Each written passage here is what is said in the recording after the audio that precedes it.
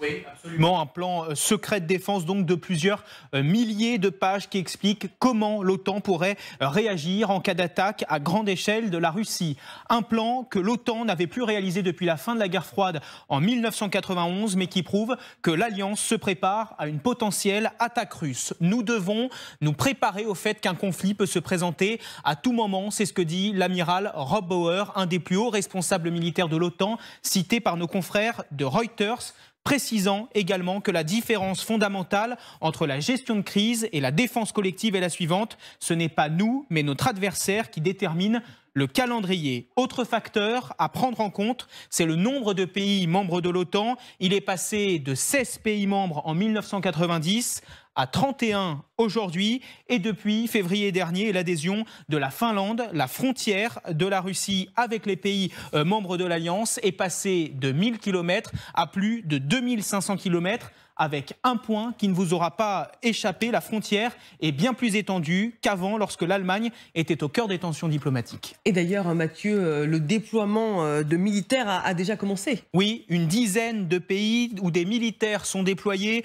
la Bulgarie, l'Estonie, la Finlande, la Lituanie, la Pologne ou encore la Roumanie où des soldats français sont d'ailleurs présents. En 2022, l'OTAN a placé 300 000 soldats en état d'alerte maximale. Avant le conflit en Ukraine, en février 2022, il n'était que 40 000 en état d'alerte. Mais ce plan ne sera pas mis en œuvre immédiatement. Il faudra quelques années, même si une guerre est possible dès demain. Nous devons être capables de nous battre ce soir si nécessaire avec ce que nous avons. C'est ce que dit le lieutenant-général Hubert Cottereau, vice-chef d'état-major de la SHAPE, le commandement opérationnel de l'OTAN. L'OTAN en état d'alerte donc, qui saura désormais où, comment et quoi déployer, que ce soit en termes de munitions, mais également en termes de militaires sur le terrain de l'OTAN. Merci beaucoup Mathieu Karman pour ces explications un petit peu inquiétantes. Général Trinquant, l'heure est grave pour qu'on en soit là. Bon, écoutez, l'heure n'est pas grave. L'OTAN, rappelons-le, est une alliance défensive qui a pour but de protéger les pays de l'OTAN. Alors vous aviez raison de le souligner, avant les années 90, il y avait plein de plans de l'OTAN. Je travaillais moi-même à l'état-major du 2e corps d'armée et faisais les plans du 2e corps d'armée dans le cadre de l'OTAN, du groupe d'armée centre. Depuis 91, la guerre froide ayant été gagnée sans qu'un seul coup de canon ait été tiré, nous pensions que, évidemment, tout le monde pensait que la guerre n'était plus possible en Europe. Donc le président Poutine a démontré le contraire en attaquant l'Ukraine il y a 15 mois maintenant. Et donc l'OTAN réactive sa raison d'être, c'est-à-dire de créer des plans d'opération qui permettront de défendre l'OTAN. Donc ça ne veut pas dire que l'alerte est imminente et tout de suite, mais si tu veux la paix prépare la guerre, c'est exactement ce qu'est en train de faire l'OTAN, c'est son rôle.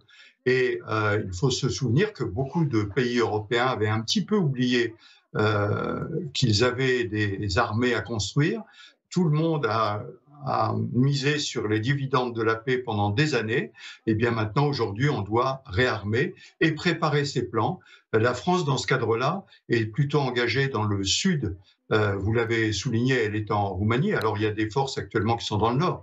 Mais dans les plans de l'OTAN, elle serait plutôt engagée dans le sud avec un corps d'armée chapeautant plusieurs divisions, dont une division française. Ça a été l'objet de l'exercice Orion qui s'est déroulé il n'y a pas très longtemps et qui permettait de tester un peu toutes ces procédures. Vous dites l'OTAN réactive sa raison d'être en se préparant à un scénario d'attaque de Vladimir Poutine. Ça veut dire que l'OTAN se prépare très concrètement à une généralisation du conflit en Ukraine? Non, ça veut dire qu'il faut, pour être dissuasif, être prêt. Ça veut dire qu'il faut avoir préparé des plans. Poutine le sait très bien, il n'a aucun intérêt à affronter l'OTAN. Il sait bien que, n'arrivant déjà pas à battre l'Ukraine, avec l'OTAN, il prendrait une raclée mémorable. Toujours est-il qu'il faut, pour que ceci fonctionne, être dissuasif. Et pour être dissuasif, il faut se préparer. Et c'est ce que fait l'OTAN. Général Trinquant, vous restez avec nous. Arlette, suis-je la seule à être un petit peu inquiète face à cette réactivation de la raison d'être de l'OTAN avec ces plans militaires secrets qui vont être mis au point, en tout cas au début du mois de juillet? Mais si on revient au sommet de l'OTAN, il y a un an, c'était déjà avancé avec cet objectif de 300 000 soldats. Donc finalement, on suit logiquement. Mais depuis un an, on ne peut pas dire que la guerre se soit arrêtée. Non. On ne peut pas dire que Poutine ait renoncé à ses menaces. Après, la vraie question, c'est toujours la même. C'est-à-dire, est-ce que Poutine pourrait commettre l'erreur d'attaquer un pays membre de l'OTAN?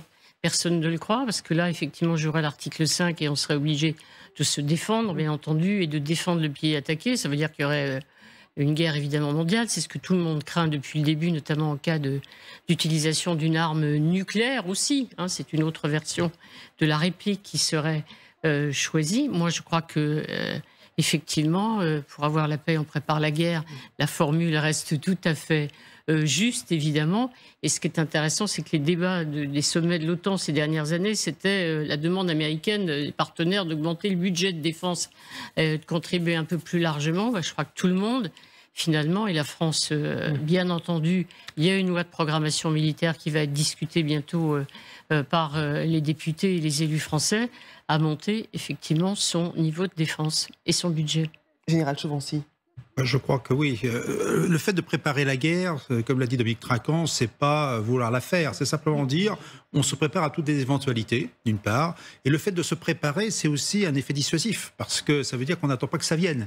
Quand vous voyez toute la difficulté qu'on a eue à soutenir l'Ukraine en munitions, en blindés et autres, vous devez bien vous imaginer que si on commence à parler, à se préparer, et qu'on voit déjà qu'on n'est pas préparé pour aider un allié, on a besoin de délai. Et je crois que c'est ça qui est important, c'est le message politique qui va avoir des conséquences pratiques, c'est-à-dire que maintenant on va vraiment s'y mettre, non pas pour faire la guerre, mais pour parer à toutes les éventualités.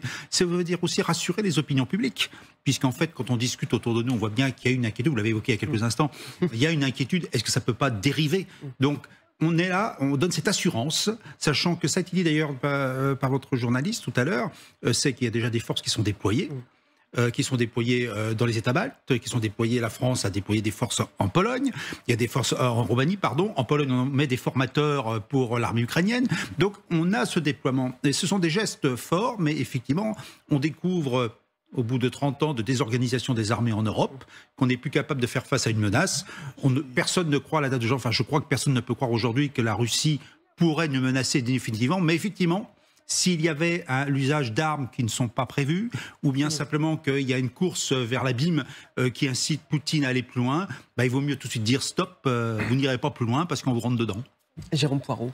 Moi, ce qui m'étonne, c'est qu'il n'y ait pas eu de tel plan depuis 1991, parce que l'agressivité de la Russie, elle ne date pas d'hier ni d'avant-hier, ça fait quand même un certain temps. Mais cette confrontation, elle existe déjà, elle se déroule tous les jours, notamment dans le cyberespace. Et on peut rappeler qu'au mois de juin 2021, le président Joe Biden avait vu à Genève le président Poutine et lui avait remis, on a des images, tout ça avait été rendu public, une liste de cibles cyber américaines intouchables. Et le président américain avait mis en garde le président russe en lui disant si une de ces cibles fait l'objet d'une cyberattaque de votre part, les représailles seront massives. Donc la confrontation, elle existe. Ce qui est possible, c'est que effectivement, la Russie aille un peu plus loin dans les provocations. Vous savez, il y a très fréquemment, si ce n'est tous les jours, mais toutes les semaines, des avions occidentaux, des avions de chasse occidentaux qui sont confrontés à des tentatives d'intrusion dans l'espace aérien des pays baltes, de la Pologne ou de la Roumanie,